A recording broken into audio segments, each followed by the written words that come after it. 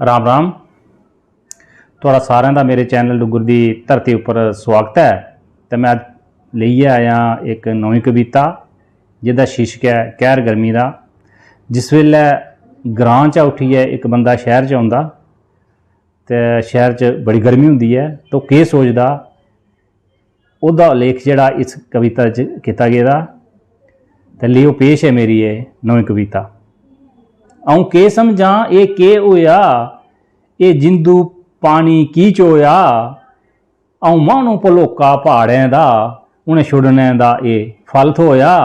आऊं माह्नू भलोका पहाड़ें दा उन्हें छुड़ने दा ये फल थोया। आऊं केह् समझां ये केह् होया आऊं केह् समझां ये केह् होया ये जिंदू पानी की चोया। आऊं माह्नू भलोका पहाड़ें दा उन्हें छुड़ने दा ये फल थोया। आऊं माह्नू भलोका पहाड़ें दा उन्हें छुड़ने दा ये फल थोया। ये कहर गर्मी बरसा कर दी फीज बिजली खूब सता कर दी। ये गुज्जे मुक्के ला कर दी ये नक फुक पुया कर दी। ये एसी कूलर पखा भी बिना बिजली दे रंडोया। आऊं माह्नू भलोका पहाड़ें दा उन्हें छुड़ने दा ये फल थोया। आऊं माह्नू भलोका पहाड़ें दा उन्हें छुड़ने दा ये फल थोया। ये गर्मी नहीं चलोंदी है नी अखी निंदर आउंदी है पसीने ने जिंद भरोंदी है रात कटनी मुश्किल हुंदी है।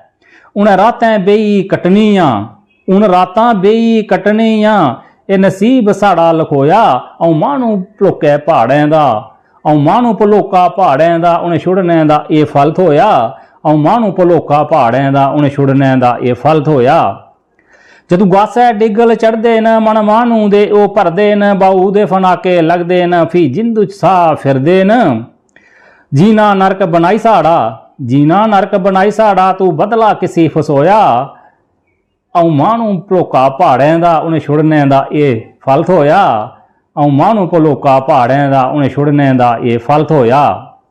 छुड़ खेड़ा इन्हें बजारें दा इन्हें बिछियां लम्मियें तारें दा।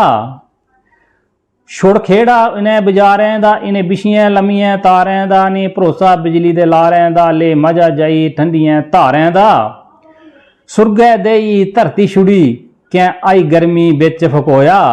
सुरगै देई छुड़ी धरती कैं गर्मी बिच फकोया। आऊं माह्नू भलोका पहाड़ें दा उन्हें छुड़ने दा ये फल थोया। आऊं माह्नू भलोका पहाड़ें दा उन्हें छुड़ने दा ये फल थोया। अस बासी ठंडे पहाड़ें दे अस बासी ठंडे पहाड़ें दे सरसब्ज जंगल जाड़ें दे कन्नै शैल रसीलियां धारें दे अस हिरखी चंगियें बहारें दे। विजय पुछदा फिरदा सारें शा विजय पुछदा फिरदा सारें शा के जुल्म मेरे शा होया। आऊं माह्नू भलोका पहाड़ें दा आऊं माह्नू भलोका पहाड़ें दा उन्हें छुड़ने दा ये फल थोया। आऊं माह्नू भलोका पहाड़ें दा उन्हें छुड़ने दा ये फल थोया। आऊं केह् समझां ये केह् होया आऊं केह् समझां ये केह् होया ये जिंदू पानी की चोया। आऊं माह्नू भलोका पहाड़ें दा उन्हें छुड़ने दा ये फल थोया।